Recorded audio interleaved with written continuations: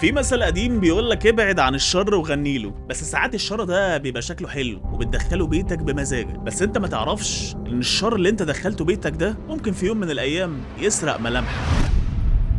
ربنا يسترها عليك يا ابني من اللي هتشوفه. دي كانت اخر كلمه قالها راجل عجوز في سوق الجمعه ليوسف. يوسف ما ردش عليه وكمل في طريقه ومشي، بس يوسف كان شايل في ايده مرايه جديده، بس ما كانش واخد باله ان انعكاسه في المرايه بيضحك ابتسامه نصر كانه لقى بيته الجديد. التحذير ده يوسف افتكره كويس قوي بعد كام يوم من يوم ما اشترى المرايه دي. يوسف شاب عنده هوايه ان هو ينزل كل اسبوع يوم الجمعه سوق الجمعه، وفي يوم لقى مرايه جديده ببرواز خشب ملوكي، حس ان شكله فيها اوضح واحسن. سأل راجل عجوز دي بكام يا حاج؟ الراجل بص له وقال له دي ما تلزمكش يا ابني. يوسف صمم انه يشتريها وقال له بكام بس؟ الراجل العجوز قال له يا ابني انا بحذرك لوجه الله، المرايه دي الشر مستخبي جواها. ابويا قال لي قبل ما يموت اوعى تدخلها بيتك، وانا بقول لك ده رفقا بيك. يوسف اصر انه يشتريها، قال له انت بتقول لي كده يعني عشان تغلي في ثمنها؟ قول يا عم الثمن اللي انت عايزه. الراجل العجوز قال ثمن لو بيخسر فيها مش هيبيعها بالثمن ده، بس يوسف فرح وخد المرايه وجري كانه لقى كنز، وروح البيت علق المرايه على اهم حيطه عنده في الاوضه قدام سريره. ما كانش يعرف ان هو كده علق كابوسه بايده. الكابوس ده ما استناش كتير عشان يوري له الرعب اللي هيشوفه. كان نايم وصحي بالليل عشان يشرب، وبعد ما امن على السرير بخطوتين بيبص على المرايه لقى نفسه لسه نايم.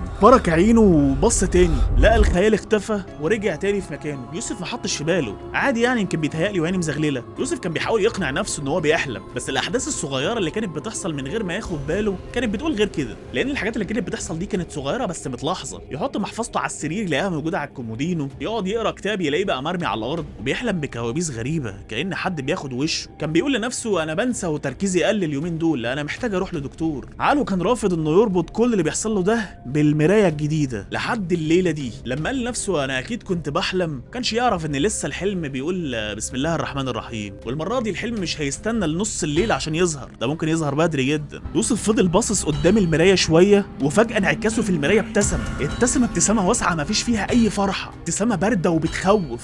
وبعدين شاور على يوسف وقال له كانه بيقول له انت صح انا موجود. من يوم ما شاف انعكاسه وهو نايم وهو بقى حاسس ان في حاجه غلط بتحصل في الشقه دي، بيتفادى يبص فيها في نص الليل، لحد ما في ليله كان قاعد بيقرا في كتاب، وهو بيقرا سمع صوت ونفس تقيل. رفع عينيه من على الكتاب وبص على المرايه لقى نفسه قاعد بيقرا الكتاب عادي، بس صدره ما كانش بيتحرك، قاعد بيتنفس نفس جامد وصدره ما بيتحركش، صدره ثابت في المرايه. يوسف قام وادي النور لقى شكله زي ما هو عادي، بس فجاه وهو واقف الخيال اللي في المرايه ابتسامه بارده وشكلها وحش ومرعبه جدا. ده غير انه كمان وقعد يهز له راسه كانه بيقول له عندك حق انا بتحرك. الابتسامه دي خلت يوسف يتاكد ان اللي معاه في الاوضه ده مش مجرد خيال، ده في حاجه بجد. يوسف اترعب طبعا لما شاف خياله في المرايه وقال انه هيتصرف، بس التصرف اللي هيعمله ده كان هيحول المشكله لكارثه. من الرعب صرخ ورزع المرايه في الارض، اتكسرت لألف حته. صوت الازاز وهو بيتكسر كان عالي جدا. يوسف حس براحه كبيره كانه قتل وحش. نزل شقته وهو بينهج وحس انه اخيرا هينام مرتاح. الليله دي نام نوم عميق، اول مره ينام النوم ده من ايام فاتت، بس الراحه دي كانت هدوء ما قبل العاصفه. تاني يوم بعد ابتسامه المرايه خد قرار ان لازم المرايه دي تخرج من بيته. طلع بيها على السطح عشان يكسرها، بس في اللحظه اللي رفع ايده فيها ولسه هيرميها سمع صوت من وراه بيقول له اوعى تعمل كده. لف وراه ما لقاش حد، رجع بص للمرايه لقى خياله في المرايه بيبص له وبيضحك له. وهنا يوسف انهار، المرايه وقعت من ايده واتدغدغت. ما كانش يعرف انه لما كسر المرايه هو حرره، والدليل على ده لما شافه تاني يوم الصبح. صحي الصبح لقى على دراعه خرابيش كأن ضوافر حد معلمه عليه،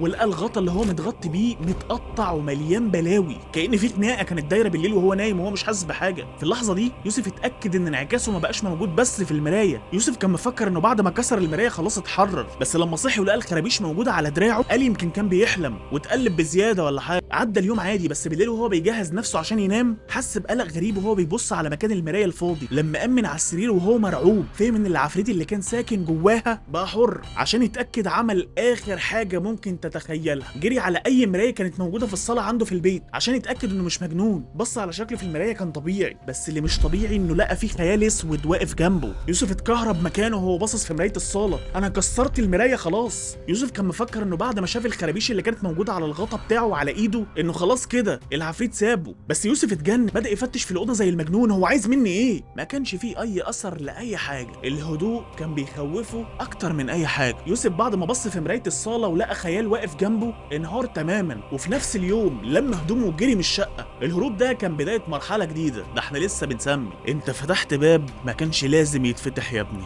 دي كانت اول حاجه قالها الشيخ ليوسف. المرايات القديمه دي بوابات لعفاريت زمان، اللي خرج ده مش هيسيبك بسهوله، ده اتعلق بيك. الشيخ بدا يقرا على يوسف، ويوسف بدا جسمه يترعش بشكل غريب، كل شويه يحس بصداع غريب، كل شويه يحس ان هو محتاج يقوم يجري. كلام الشيخ كان صادم، بس كان فيه امل ان ممكن يبقى فيه طريقه للمواجهه. يوسف بعد ما جري من الشقه قرر يكلم واحد صاحبه، وصاحبه ده راح معاه الشيخ. بعد جلسه قراءه طويله الشيخ ادى ليوسف بعض التعليمات اللي لازم يمشي عليها. قال له اول حاجه الشقه دي ما تدخلهاش تماما وانت لوحدك، تاني حاجه لازم نرجع الشقه دي حالا ونحصنها ونطرد اللي فيها. بس طرد العفاريت ده ما كانش سهل زي ما انت فاكر. رجعوا الشقه بالليل هما الثلاثه، اول ما دخلوا حسوا بسقعه غير عاديه، كانهم دخلوا ثلاجه، وفجاه النور ضلم، ولما ولعوا كشافات الموبايلات شافوا خيال اسود واقف في اول الصاله. الشيخ زعق بصوت عالي وقال ايه معينه، الخيال صرخ وبدا يرجع لورا وبدا يدخل في الحيطه ويختفي، والشيخ فضل يكمل ويقرا لحد ما الخيال اختفى تاني اكتر. يوسف كان فاكر ان الكابوس خلاص خلص، بس نظره الشيخ القلقانه كانت بتقول غير كده. الشيخ قال لهم ان الحل الوحيد هو المواجهه، لازم نرجع الشقه دي ونطرده منها. يوسف كان مرعوب بس عرف ان دي فرصته الاخيره. لما دخلوا الشيخ بدا يقرا ايات معينه والبيت بدا يترج.